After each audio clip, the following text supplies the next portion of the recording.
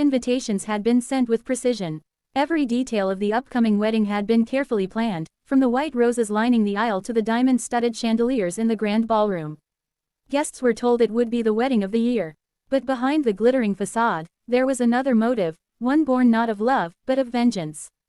Daniel Reeves, a successful businessman in his early 30s, stood at the tall window of his penthouse suite, his sharp eyes scanning the city skyline. He adjusted the cufflinks on his tailored suit, a small smirk curling across his lips. The thought of his ex-wife, Clara, seeing him standing at the altar with someone worthy, gave him a bitter satisfaction. Years ago, he had walked away from her, convinced she was nothing more than a burden, a poor girl who could never fit into his world of wealth and ambition. And now, as he prepared to marry the daughter of a wealthy investor, he wanted Clara to witness how far he had risen, without her. "She'll come," Daniel muttered to himself. "She won't be able to resist." He had sent the invitation not as an act of courtesy, but as a weapon. He pictured her walking in alone, in a worn dress perhaps, sitting at the back while people whispered about how pitiful she looked compared to his radiant bride. That image was what he craved, a public humiliation that would seal his victory. But life has a way of rewriting the stories we think we control. The day of the wedding arrived. Guests poured into the glittering hotel, dressed in their finest gowns and tuxedos. Cameras flashed, laughter bubbled, champagne glasses clinked. Daniel wore a mask of pride, standing tall as his bride-to-be. Vanessa moved gracefully around the room, her father's wealth and status wrapped around her like a cloak of power. And then it happened. Outside, a sleek black limousine pulled up to the hotel entrance. The chauffeur stepped out and opened the door with a polished bow. Guests who had gathered near the doors to gossip about the latest arrivals froze in place. From the limo emerged Clara. But she was nothing like the fragile, defeated woman Daniel had imagined. She stepped out in an elegant dress, her hair swept up with grace, her posture dignified. She carried an air of quiet confidence that turned heads instantly. And she wasn't alone. From the limo tumbled 3 children, triplets, no older than 5, dressed in little suits and matching dresses. Their bright eyes scanned the grand hotel with wonder. One clutched Clara's hand, another held onto the hem of her gown, while the third walked confidently beside her, already bearing a striking resemblance to Daniel himself. A murmur rippled through the crowd. "Are those?" someone whispered. Inside the ballroom, Daniel's smug composure cracked as the whispers reached him. His heart pounded as he turned toward the entrance. His eyes widened when he saw them, Clara, radiant as ever, and the 3 little ones who mirrored pieces of his own face. The past came crashing back in waves. He remembered the night he had left her, his words sharp and merciless, "You'll never be enough for me.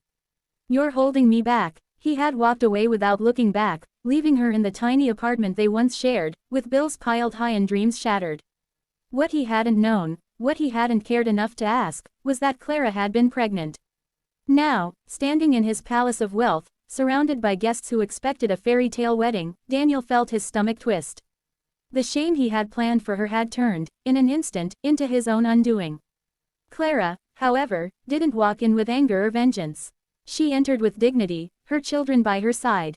When her eyes met Daniel's, there was no malice, only a calm strength. That made him feel smaller than he ever had before. Vanessa noticed too. She clung tighter to Daniel's arm, her smile faltering as the whispers grew louder. Guests pointed, gossiped, exchanged shocked glances. "Those children, they look just like him," someone muttered, not quietly enough. The ceremony had not even begun, and already the atmosphere had shifted. Daniel cleared his throat, trying to steady himself. "Why is she here?" Vanessa hissed through clenched teeth. "You invited her." Clara's voice rang out softly, yet it carried across the room.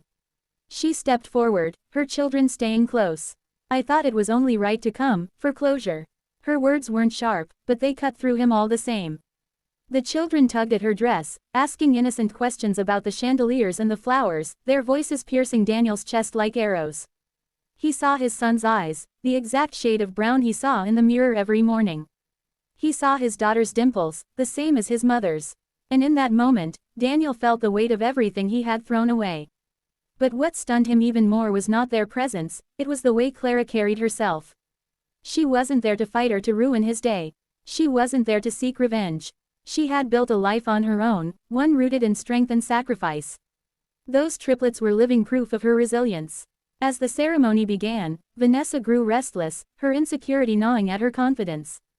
Every glance from the guests felt like judgment. She couldn't stand it. Midway through the vows, she snapped. Is this a joke, Daniel? You didn't tell me about them. Her voice echoed across the ballroom. Gasps filled the air. The pastor froze. Daniel's face burned with humiliation. Clara turned to leave quietly, guiding her children toward the exit. But one of the little girls broke free, running up the aisle toward Daniel. She stopped in front of him, clutching a small toy car. Her innocent eyes looked up at him as she asked, "Are you my daddy?" The room fell silent. Daniel's chest tightened, his hands trembling as he looked down at her. The walls of pride he had built around himself began to crumble. For the first time in years, tears welled in his eyes. He knelt down slowly, his voice breaking. "Yes," he whispered. "Yes, I am." The little girl smiled and threw her arms around his neck. Daniel's body shook as he held her, realizing in that instant that everything he thought he had wanted, the wealth, the status, the show, meant nothing compared to this. Vanessa stormed out, humiliated, her father chasing after her. The guests, stunned, remained quiet, their judgment now turned into something softer, perhaps even respect. They had witnessed not the fall of a man, but the awakening of one.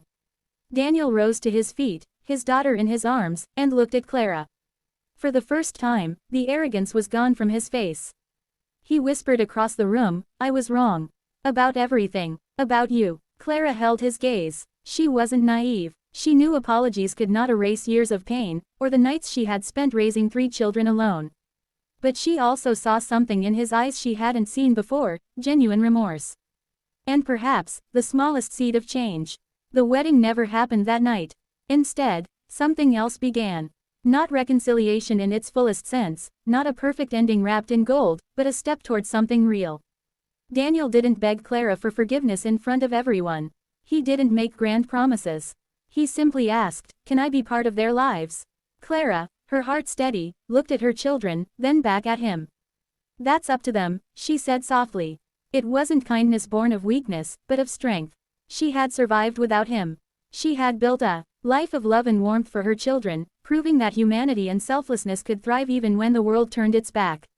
And now, she was giving him the chance, not for her sake, but for the little ones who deserved to know their father. As they left the ballroom that night, the triplets holding hands between them, the world outside sparkled with city lights. Life was not simple. It never would be. But sometimes, the most powerful victories are not about shaming the ones who hurt us, they are about rising above them with dignity, kindness, and the courage to let humanity lead the way. And Clara had done just that.